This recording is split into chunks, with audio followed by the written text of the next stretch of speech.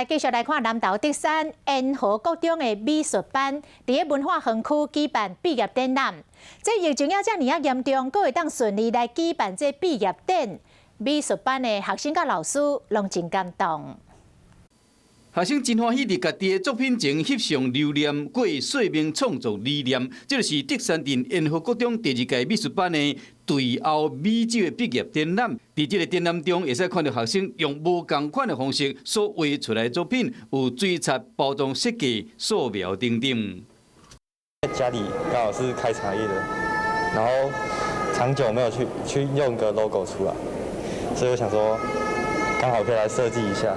从不成形的草稿到逐渐有立体感，然后最后仿佛有灵魂一样，就会觉得很有成就感。在这个疫情较严重的时期，会使顺利办毕业展览，和延和国中美术班的学生甲指导老师拢真感动。这摆展览将伫德山文化园区展出，会展到6月7日。对艺文活动有兴趣的乡亲，会使去欣赏。 有事没事赶紧转开华视，还没有订阅华视的 YouTube 频道吗？赶紧按赞、订阅、开启小铃铛，我们华视 YouTube 见。